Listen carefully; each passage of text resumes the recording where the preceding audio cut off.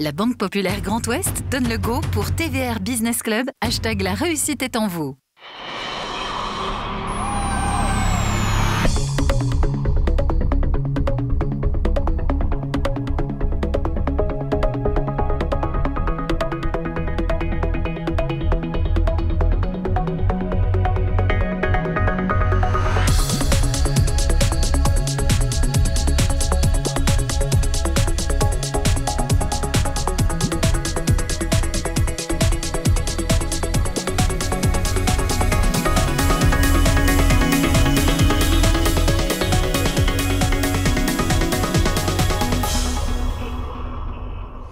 Bonsoir à tous, soyez les bienvenus depuis l'Atrium pour votre TVR BPGO Business Club, l'économie décryptée par ceux qui la font, et nous allons fêter un anniversaire ce soir avec une date, 1963. Nous allons célébrer les 60 ans d'un véritable fleuron également de notre territoire. Avant de vous en dire un peu plus et de prendre la direction de la côte nord de l'Ille-et-Vilaine, permettez-moi de vous présenter les trois chroniqueurs du jour. Merci à vous, Marie-Laure Collet, vous êtes la présidente nationale de l'APEC et fondatrice du cabinet bien connu de recrutement Abaca. Merci également à Maurice Bourrigaud, directeur général de la Banque Populaire Grand Ouest, qui nous accueille dans cet écrin tous les mois ici à Polaris. Et puis, merci également à Grégory Renoux, le président du groupe familial Convivio. Merci Grégory d'être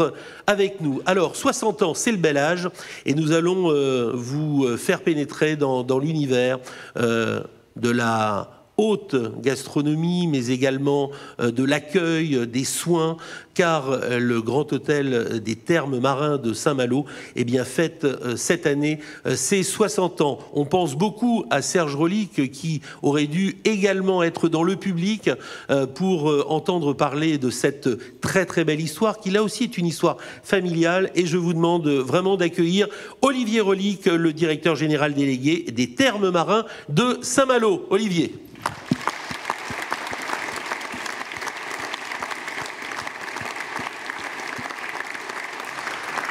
C'est vrai que, merci Olivier, Serge aurait dû être dans le public à vous écouter, mais il regardera cette émission. Forcément. Forcément. Merci, 60 ans, c'est un véritable fleuron, et c'est avant tout aussi un endroit qui force le respect, parce que l'hôtel des Thermes de Saint-Malo, 470 personnes, dans un groupe qui en compte un peu plus de 900, ça veut dire aussi le poids économique et le savoir-faire.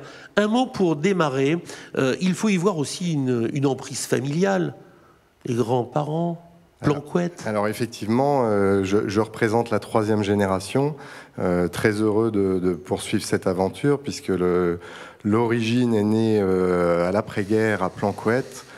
Sorti de la guerre, il fallait tout reconstruire, il fallait aller chercher les victuailles très loin, avec peu de moyens, et ça c'est l'histoire de mes grands-parents à Planquette, et qui avaient aussi mis un pied dans la santé, en tout cas dans le soin de suite, comme on l'appelait à l'époque, rendre la santé efficace après l'hôpital, et puis il y avait aussi un peu de restauration, parce que la grand-mère avait à cœur de servir des repas de qualité, donc on avait déjà mis un pied dans la santé et dans la restauration après-guerre.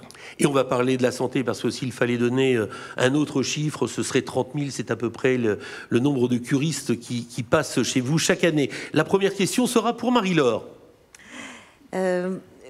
Bonsoir Olivier. Vous avez énormément de clients tous les ans, je pense sur les 4 saisons de l'année.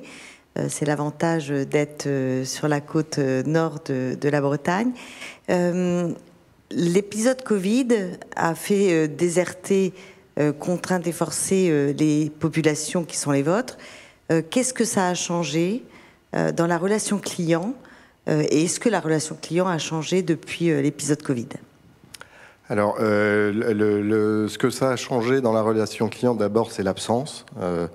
l'absence de l'autre, l'absence de relations humaines, la fermeture des établissements, ces vaisseaux fantômes qui ont vécu un temps de fermeture longue, enfin 2 temps de fermeture longue. Donc ça, c'était l'absence, je pense, a été ressentie à la fois par les équipes et par les clients. Ce que ça a changé à la réouverture post-Covid, c'est les retrouvailles, parce que on a vécu sans doute quelques semaines là je dirais de grand bonheur, de gens qui se retrouvent, de gens qui retrouvent le plaisir de consommer la thalasso, de venir à Saint-Malo, et puis des équipes qui ont le plaisir de retrouver leur outil de travail, de retrouver leur métier. Donc il y a une période un peu suspendue là de quelques semaines. Fondamentalement, ce que ça a changé, je pense que ça a accentué des tendances qui étaient déjà présentes depuis une quinzaine d'années. C'est 2 tendances lourdes qui étaient encore plus puissantes post-Covid. C'est l'appétit, ou en tout cas le souci de santé préventive. Je pense qu'on s'est rendu compte pendant cette période où finalement la santé technicienne n'avait pas forcément les réponses immédiatement, que le seul rempart que l'on pouvait nous maîtriser à chacun de nos niveaux était de s'occuper de soi, de maintenir son capital santé, de se maintenir en forme. Sans doute en France, on peut dire que la santé préventive n'est pas une sphère qui est très développée par rapport à d'autres pratiques dans d'autres pays. Moi, je pense que c'est une chance là, que cet axe-là se développe. On peut penser à l'économie de la santé quand on dit ça. Et puis, il y a une autre évolution qu'on a sentie très puissante, c'est l'appétence pour le bien-être. Je pense que la période actuelle enfonce le clou sur ce thème-là. L'appétence pour le lâcher-prise. C'est vrai que quand on est parisien sorti de ces épisodes Covid dans son petit appartement, ne plus voir les espaces naturels, ne plus... Voilà, il y a une vraie appétence pour le bien-être, le lâcher-prise. Et là-dedans, je mets aussi la relation humaine. Pour revenir au démarrage de ma réponse, parce que je pense que ça en fait partie, fortement. Grégory. Bonsoir Olivier. Le groupe Rolik intervient évidemment dans le monde de l'hôtellerie, du bien-être, mais aussi de la restauration, une thématique que je connais un petit peu plus. Vous évoquiez à l'instant la période post-Covid, avec les changements que vous avez constatés chez les clients en particulier. Vous le savez comme moi, il y a une évolution également d'un point de vue de nos équipes, d'un point de vue des équipes qui étaient présentes jusqu'alors, d'un point de vue du recrutement, d'un point de vue de l'attractivité de nos métiers. C'est aujourd'hui une problématique un peu générale dans le monde de la restauration et probablement de l'hôtellerie, vous nous le direz. Comment voyez-vous, comment faites-vous évoluer, comment gérez-vous l'attractivité au niveau de l'employabilité, l'attractivité au sein de votre groupe, et puis comment voyez-vous la suite des choses et les perspectives pour demain en termes d'attractivité dans ces métiers qui ont des particularités comme par exemple le travail de week-end ou de soir? Alors, je pense que la première réponse, c'est une réponse de passion, c'est-à-dire que les gens qui font le métier de restauration sont des gens passionnés. On présente effectivement ces métiers comme des métiers difficiles parfois. Je crois que ça peut être le cas sur certaines contraintes, en tout cas pour certaines personnes. C'est pas le cas pour tous. Certaines le vivent avec, je dirais, le plaisir d'aller chercher les enfants à l'école à 4h30, ce qui n'est pas le cas de tous les papas sortis de bureau, par exemple. Je dirais qu'il y a chacun y trouve aussi son organisation personnelle. Mais la première réponse, ça reste un métier de passion. Et je pense qu'il y a des gens qui sont absolument passionnés de ce métier. Certainement, il y a des évolutions à réfléchir. Je crois que l'épisode Covid a été sans doute un déclencheur de ce point de vue-là.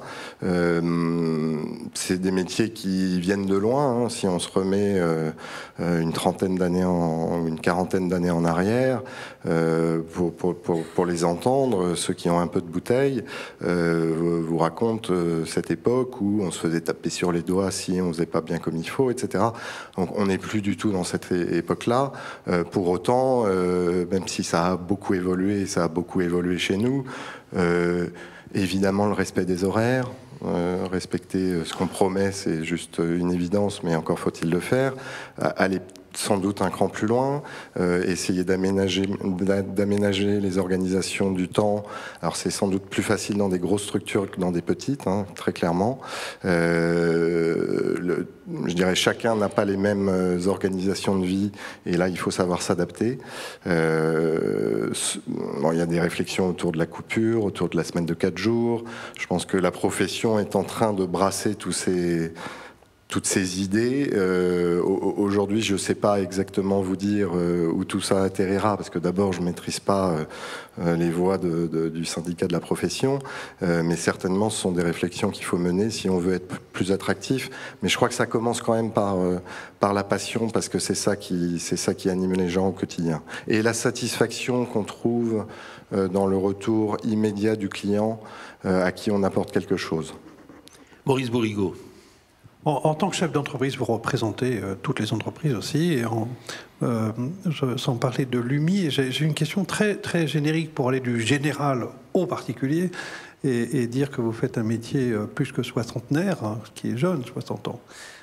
C'est comment va la profession aujourd'hui? Alors je sais qu'il y a 3 professions en vous, mais bon, en général, comment va l'hôtellerie, restauration? Oublions le bien-être peut-être quelques secondes. Comment ça va? Est-ce que sur une échelle de 0, pas bien du tout, à 10, on se situe où? Alors, je pense qu'on est quand même assez marqué par le post-Covid et cette communication qui a conduit à dire que le métier avait perdu, on a pu lire 200 000 personnes sur 1 million de salariés. Certes, beaucoup de gens ont quitté le métier. Ce sont des métiers aussi où il y a sans doute un peu de porosité et où on retrouve un peu de turnover historiquement. Et puis quand on ferme, ça a été notre cas, 7 mois, forcément les gens à un moment se disent j'ai envie de travailler, j'ai envie de faire quelque chose de mes journées, et donc ça a créé un peu de départ. Là aujourd'hui on sort d'une période qui a été un redémarrage très fort, que ce soit en 2020 ou 2021, une année 2022 qui a été une année puissante. En tout cas là, moi je vais parler pour ma paroisse. J'ai pas les chiffres de tous les acteurs, mais sur une thématique loisirs, vacances, bien-être et santé, clairement la profession se porte bien dans le sens où la demande est très puissante. Pour autant, il faut gérer les problématiques d'attractivité, puisqu'il faut savoir gérer la demande. Mais je dirais qu'à partir du moment où la demande est là, la profession se porte mieux que si ce n'était pas le cas. Donc c'est quand même un premier prérequis. Et en tout cas, il y a eu cette année 21 et 22, je dirais, un retour à l'histoire, voire au-delà. Donc ça, c'est quand même un élément de confiance dans l'avenir important. Ça n'enlève pas tous les défis. Sans doute, l'attractivité est un sujet important. Mais encore une fois, je crois que, en tout cas, c'est ce que nous rendent aussi nos équipes. Je crois qu'il y a beaucoup de satisfaction dans le fait d'accompagner l'autre et de le faire aller mieux, de lui apporter du plaisir, et ça dans une immédiateté de la relation humaine. Et donc je crois beaucoup, malgré ce qu'on a pu lire ces 18-24 derniers mois, je crois beaucoup dans l'avenir de notre métier. Olivier Horlick, vous avez parlé des demandes, mais il y a également l'offre.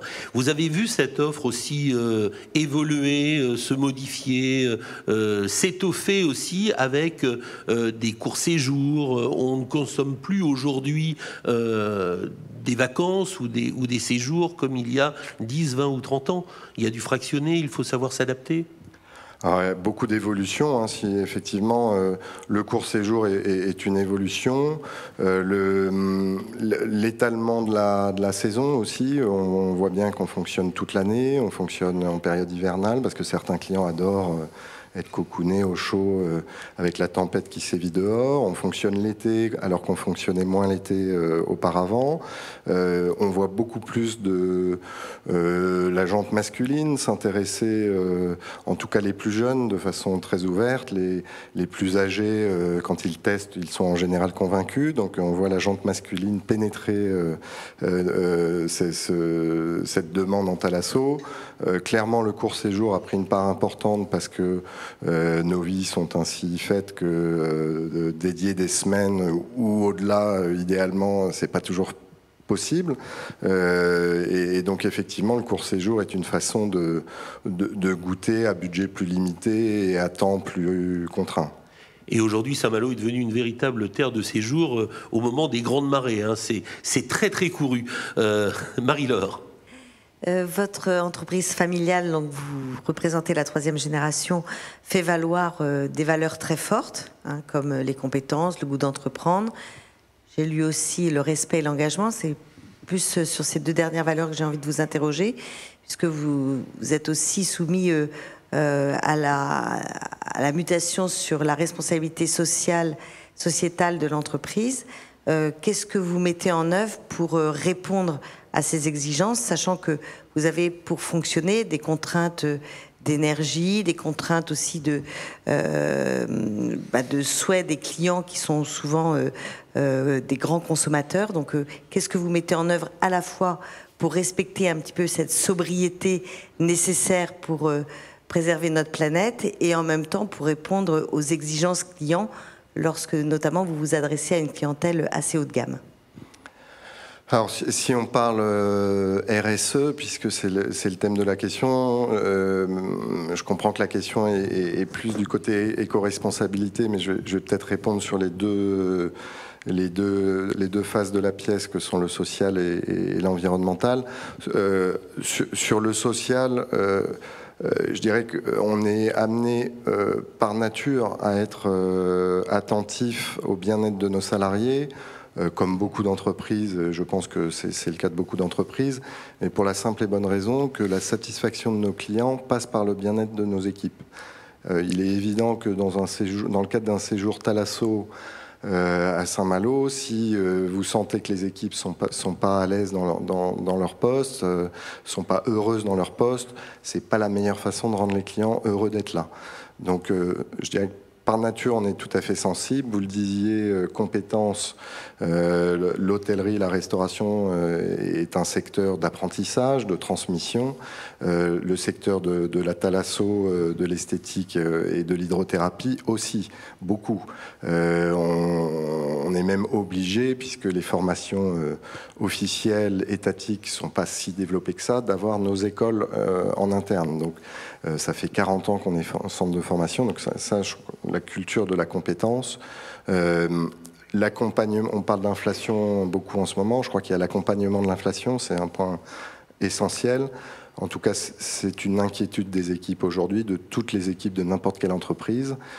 C'est compliqué, mais il faut le faire, parce que si on ne le fait pas, on ne se donne pas les moyens de réduire les inquiétudes. Donc il y a beaucoup de choses à faire sur le plan social, et c'est vrai que notre qualité d'entreprise familiale, je pense, aide, ne serait-ce que parce que les gens, on les a en face tous les jours, on a les yeux de nos équipes dans les yeux, et ça change sans doute certaines choses. Sur l'autre thème qui est l'éco-responsabilité, là aussi, je vais commencer un peu par la même thématique. On est utilisateur de la ressource première qui est la mer. On est en face de cette baie de Saint-Malo, magnifique baie de Saint-Malo, donc au milieu de l'environnement naturel. Donc sans doute ça nous donne une sensibilité assez aiguë sur ces problématiques. là, c'est une somme de plein de choses. C'est une somme de plein de choses. On a mis en place en 2019 un vrai travail d'audit de tous nos établissements qui nous a conduit à lister 400 actions à mener. Qu'aujourd'hui on a à peu près mené presque pour moitié, hein, ça fait à peu près 3 ans. La période Covid nous a d'ailleurs un peu aidé à instruire tout ça. Alors c'est plein de petites choses, c'est la suppression des gobelets en plastique comme tout le monde, c'est la suppression des films plastiques utilisés pour les enveloppements qu'on utilise dans grande quantité, mais c'est aussi la baisse des températures de consigne dans différents secteurs, la baisse des volumes utilisés, donc beaucoup de travail sur la sobriété, du travail sur l'usage, vous en parlez, hein, les clients ils sont pas là pour qu'on bride tout, ils sont là pour se faire plaisir. Malgré tout, on sait aussi que dans ces clients, il y a une part de plus importante qui est très sensible et qu'on aimerait de plus en plus sensible à ces thématiques-là. Donc, on essaye d'accompagner ce souhait de certains clients. Ça peut être par exemple dans la restauration à travers le choix des produits qu'on leur met à disposition. Et puis après il y a la technique. Donc là c'est beaucoup de travail je dirais assez classique, mais avec les spécificités de la thalasso ou de l'hôtellerie, de diminuer au minimum l'énergie qu'on envoie dans les réseaux en fatal, récupérer un maximum d'énergie. Donc ça, il y a beaucoup de projets voire produire un peu d'énergie. On met en œuvre là par exemple de la production solaire sur notre blanchisserie. C'est une façon d'effacer une partie de notre consommation électrique. Mais je ne vais pas lister les 400 parce que je pense qu'on y passerait la soirée. Non, surtout qu'il nous reste 4 minutes et j'aimerais qu'on puisse avoir 2 questions. Donc, questions et réponses très rapides. Grégory. Olivier, vous gérez donc un groupe familial. C'est une notion qui me touche particulièrement. Ça vous connaît. Voilà. Simplement, en tant que dirigeant, comment avez-vous été préparé à succéder à votre père et comment gérez-vous cette transmission, soit et managériale et éventuellement capitalistique? Votre arrivée est en 2007. Alors tout à fait, oui, ça fait 15 ans que je suis arrivé dans le groupe. C'était pas préparé, il n'y avait pas d'évidence, il fallait pas qu'il y en ait. Je dirais que j'ai fait mes études le plus sérieusement possible. J'ai fait une expérience parisienne et à l'étranger qui m'a appris plein de choses. Je pense que finalement, peut-être que la meilleure façon de se préparer, c'est plutôt d'aller voir ailleurs ce qui s'y passe. Donc ça, c'est voilà moi comment je me suis préparé. Et puis après, les choses se sont faites dans une transition longue. C'était pas du jour au lendemain, donc la préparation, c'était plutôt la transition. Voilà. Maurice. Rolik, depuis 1 an, 10 ans, 15 ans, ça a un prénom, Olivier. Je le sais, moi, je le sais, je le vis comme ça. Et des projets très audacieux, un projet particulièrement très audacieux. Qu'est-ce qu'il manque pour réaliser des projets très audacieux ? Il manque on va dire peut-être un alignement des planètes, c'est-à-dire que quand je dis alignement des planètes, c'est de dire une fois que ces planètes sont alignées, c'est-à-dire que tout le monde est d'accord, il faut que ça se fasse. C'est vrai que la France est sans doute victime sur des projets un peu d'envergure d'une forme d'inertie, d'une forme de débat long. Parfois de débats multiples dans le temps. Je ne vais pas reciter l'épisode nantais sur l'aviation, mais c'en est un bon exemple. C'est sans doute ça. Une fois qu'on est d'accord, il faudrait qu'on soit tous d'accord pour y aller. Olivier, il nous reste vraiment 2 minutes. J'aimerais que l'on puisse parler aussi, vous l'avez évoqué, ces métiers passion. À l'intérieur, ce sont des portraits de gens qui travaillent au niveau de votre groupe. La passion, ça existe plus que jamais, surtout lorsque l'on a aussi ce sentiment de vouloir aussi développer. Vous êtes un développeur. On peut parler du Nouveau Monde, on peut parler des Niel en pleine construction. Cette notion d'entrepreneuriat, c'est quelque chose qui guide le groupe depuis toujours. Votre papa était aux côtés de Louison Bobet pour lancer la première thalasso de France. Vous avez ça un peu dans les gènes ? Forcément. Alors, on est à la fois né dans la baignoire de la Thalasso et dans celle de l'entreprise. Fondamentalement convaincu par le développement durable, tel qu'on connaît sa définition, c'est-à-dire le triptyque économie, sociale, éco-responsabilité, qui commence par se donner les moyens et par l'économie, et qui permet de faire les choses bien dans les deux autres thématiques.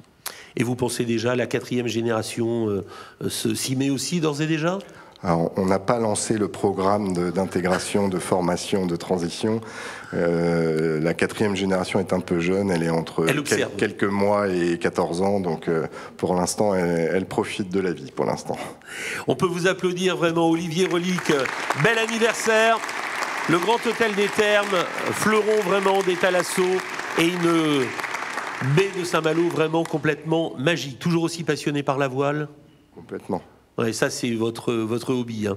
Merci en tout cas. Merci d'avoir suivi ce TVR BPGO Business Club. On se donne rendez-vous très très vite avec de très beaux parcours effectués en région Bretagne. Merci à toutes et à tous.